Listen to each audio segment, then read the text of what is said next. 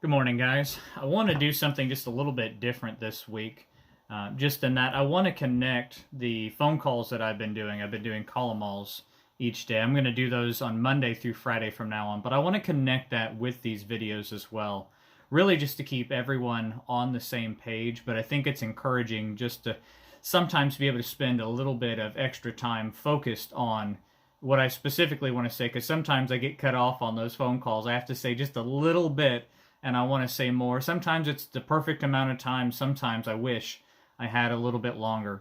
This morning I want to read to you just very quickly from Psalm 59, verses 16 through 17.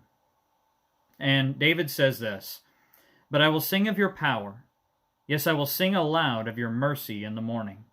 For you have been my defense and refuge in the day of my trouble. To you, O my strength, I will sing praises, for God is my defense, my God of mercy." Now, these words may seem quite beautiful and quite intriguing if we just read them just haphazardly or just read them separate from everything else. But the truth is, this is wrapped up in a very difficult time in David's life. Saul was sending men to kill David. And even in the midst of all of that, David was crying for God's justice, crying out for God to really save him at the time. But he also recognized who God is in the midst of the storm that he was in. In the midst of everything else going on, he could say, "I will sing of your power. I will sing of who you are," is what he's saying. "I will sing of who you are and what you can do."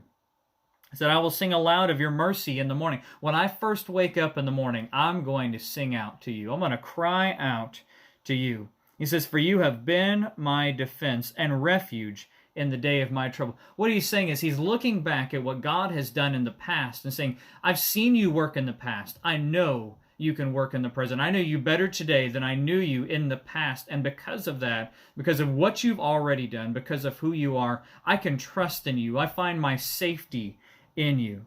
He says, "To you, O my strength, I will sing praises, for God is my defense, my God of mercy." He knew that his strength was not in himself. He couldn't save himself. We recognize today that we are powerless in this world. There's nothing we can do truly to save ourselves. There's nothing we can do to rescue ourselves from what's happening in the world today. But what we do know is that God is capable of snapping his fingers or saying a word, and all is healed, all is made new. And so we cry out to the only one who can really do anything about our circumstances, really do anything to heal us, to bring us hope, to bring us defense, to give us strength, the one who is merciful and loving and sent his only Son to die on the cross for our sins. It is a cry to God that is powerful, even in the midst of the darkest times. Guys, I hope that you rest in those promises, and I hope today that you recognize that no matter how bad life gets, God is the same yesterday, today, and forevermore, and we can always depend on him. I love you, and I'm praying for you. Have a great day.